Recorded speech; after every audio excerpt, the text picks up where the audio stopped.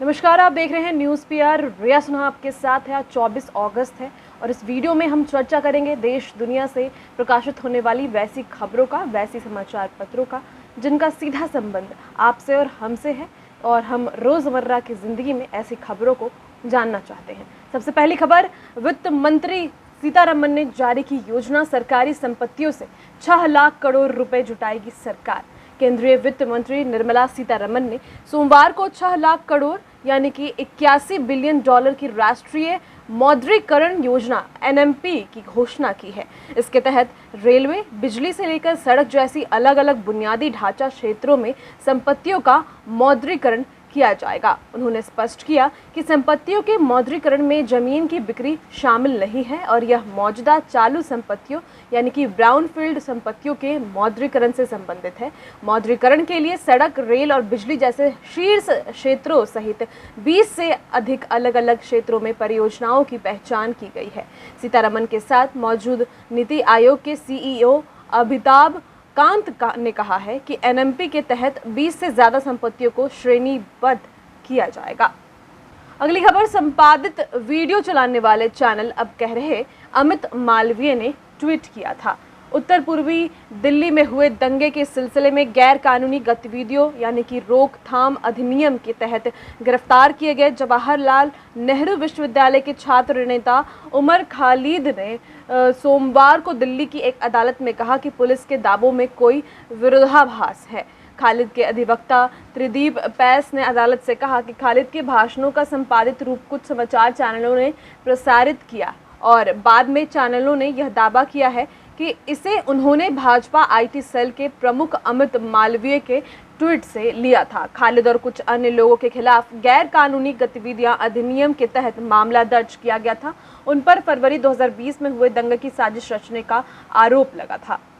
अगली खबर, पंजशीर की घेराबंदी की तालिबान लड़ाकों ने। अफगानिस्तान के 34 प्रांतों में से पंजशीर अकेला ऐसा प्रांत जहां तालिबान कब्जा फिलहाल तक नहीं कर सका है। अफगानिस्तान पर कब्जे की कोशिश कर रहे तालिबान ने दावा किया है कि उसने उन तीनों जिलों पर फिर से कब्जा कर लिया है जिन्हें एक दिन पहले उसके विरोधियों ने अपने नियंत्रण में ले लिया था। साथ ही उसके लड़ाकों ने पंजशीर घाटी को घेर लिया है। उसने अपने लड़ाकों को उत्तरी क्षेत्र में भेजा है जहां पर उसे सशस्त्र प्रतिरोध का सामना करना पड़ रहा है। उधर देश छोड़ने के लिए मची अफरा तफरी के बीच काबुल के पास कोई उपाय नहीं बचा है। काबुल के लोग देश छोड़ना चाहते हैं। अगली खबर, अफगानिस्तान पर सरकार ने बुलाई सर्वदलीय बैठक। अफगानिस्तान पर चर्चा के लिए सरकार ने सर्वदलीय बैठक बुलाई है। गुरुवार को होने वाली इस बैठक में संसद में सभी दलों के नेता शामिल होंगे, जिन्हें विदेश मंत्री एस जयशंकर अफगानिस्तान के ताजा हालात, वहां से भारतीयों को निकालने के लिए उठाए गए कदमों और तालिबान के कब्जे के बाद बदले वैश्विक राजनीति समीकरण के बारे में जानकारी देंगे। अगली खबर, विशेषज्ञों ने सितंबर-अक्टूबर में तीसरी लहर आने की चेतावनी दी है। गृह मंत्रालय के तहत आने वाले एक संस्थान की ओर से गठित विशेषज्ञ समिति ने आशंका जताई है कि देश में सितंबर और अक्टूबर के बीच कभी भी कोरोना की तीसरी लहर आ सकती है। इसके साथ ही समिति ने टीकाकरण की रफ्तार को तेज करने का सुझाव दे दिया है।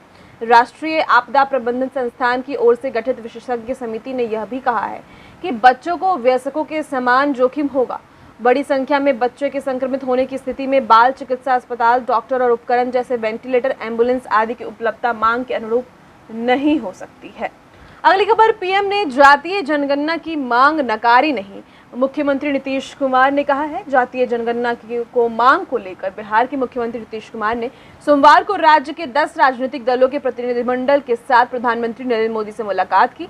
इस प्रतिनिधिमंडल में जदयू, भाजपा, राजद और कांग्रेस समेत सभी दलों के नेता शामिल थे। मुलाकात के बाद मुख्यमंत्री ने कहा कि प्रधानमंत्री ने जातीय जनगणना पर हम लोगों की बात पूरे तौर पर सुनी है। मुझे उम्मीद है कि हम लोगों की बातों पर वो गौर भी करेंगे। अगली खबर, एपीओ के पीटी रिजल्ट को संशोधित करे बीपीएससी, हाईकोर्ट का आदेश। पटना हाईकोर्ट ने सहायक अभियोजन पदाधिकारी बहाली मामले में बीपीएससी पर कड़ी टिप्पणी की और प्रारंभिक परीक्षा यानी कि पीटी रिजल्ट में संशोधन करने का आदेश दिया है। साथ ही कहा है कि बीपीएससी एक समझदार एवं जिम्मेदार संवैधानिक संस्था है, उसे पता है कि आगे क्या करना है। हाईकोर्ट की इस टिप्पणी के तुरंत बाद बीपीएससी ने मंगलवार से शुरू होने वाले एपीओ मुख्य परीक्षा अगले आदेश तक के लिए रद्द कर दिया है। अगली खबर, राज्य में पंचायत चुनाव की अधिसूचना आज जारी की जाएगी। ग्राम पंचायत और ग्राम कचहरी के चुनाव की अधिसूचना मंगलवार को जारी होगी। इसके साथ ही पंचायत चुनाव वाले क्षेत्रों में आदर्श आचार संहिता लागू हो जाएगी। पंचायत चुनाव की तिथि पर राज्य कैबिनेट ने 17 अगस्त को ही सहमति दे दी थी। 11 चरणों में चुनाव होने वाले हैं। पहले चरण का चुनाव 24 सितंबर को और अंतिम चरण का चुनाव 12 दिसंबर को होगा। अगली खबर, डीएलएड में दाखिले के लिए आवेदन अब 10 सितंबर तक। शिक्षा विभाग के शोध एवं प्रशिक्षण निदेशालय ने राज्य के डाइट, बाइट और पीटीईसी में डीएलएड सत्र 2021-23 में दाखिले को ऑनलाइन आवेदन की तिथि 10 सितंबर कर दी है। आवेदन 18 अगस्त से ही चल रहा था और इसे 1 सितंबर तक चलना था। शोध एवं प्रशिक्षण निदेशक डॉक्टर विवेदानंद झा ने तिथि बढ़ाने को लेकर सोमवार को सभी संबंधित संस्थानों के प्राचार्यों को निर्देश जारी कर दिया। अगली खबर, आज से होने वाली एपीओ की परीक्षा स्थगित की गई है। बीपीएससी ने मंगलवार को होने वाली सहायक अभियोजन पदाधिकारी की परीक्षा को फिलहाल स्थगित कर दिया है। बीपीएससी ने अपनी वेबसाइट पर एक नोटिफिकेशन जारी किया। आयोग ने परीक्षा स्थगित करने का कारण अपरिहार्य बताया है। अगली खबर, बंद पड़े आयुर्वेदिक कॉलेज जल्द होंगे शुरू, मंत्री ने कहा। बंद पड़े दरभंगा, बक्सर और भागलपुर आयुर्वेदिक कॉलेज शीघ्र ही शुरू हो जाएंगे। इसके लिए आवश्यक तैयारी की जा रही है। विभाग के प्रधान सचिव व आयुष निदेशालय के ईडी को भी इसके लिए जरूरी निर्देश दिए जा चुके हैं। ये बात स्वास्थ्य मंत्री मंगल पांडे ने आयुर्वेदिक कॉलेज एंड अस्पताल पटना में आयोजित सीएमआई के उद्घाटन के अवसर पर कही। अगली खबर, मुख्यमंत्री कल करेंगे 4 सड़कों का उद्घाटन। राज्य के 3 राज्य उच्च पथ व एक बाईपास का उद्घाटन मुख्यमंत्री नीतीश कुमार 25 अगस्त को करेंगे। वीडियो कॉन्फ्रेंसिंग से होने वाले समारोह की तैयारी बिहार राज्य पथ विकास निगम ने कर ली है। इन सड़कों से इलाके विशेष के लोगों का आवागमन आसान हो जाएगा। अगली खबर, पटना गया रोड पर ट्रकों के परिचालन पर रोक। बैरिया बस स्टैंड जाने में मसौड़ी मोड़ पर जाम से मिलेगी निजात।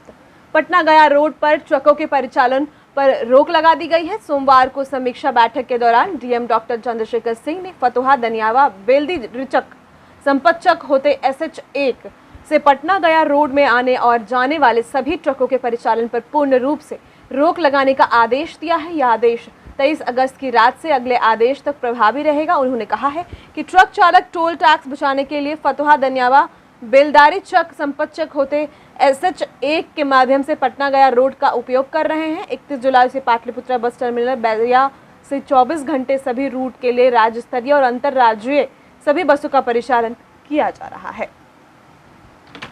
अगली खबर है, निजी हाथों में देंगे पटना एयरपोर्ट व बिहार की 7 सड़कें। पटना से चलेगी प्राइवेट पैसेंजर ट्रेनें।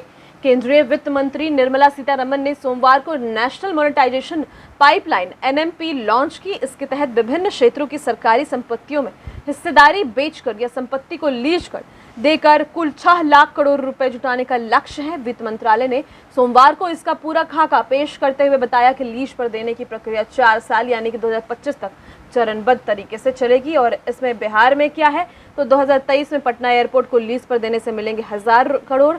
400 स्टेशन, 90 पैसेंजर ट्रेन, 1400 किलोमीटर के ट्रैक लीज पर देंगे। इसके अलावा 25 एयरपोर्ट भी इनमें से 12 डेढ़ साल में जो है प्राइवेटाइज किए जाएंगे।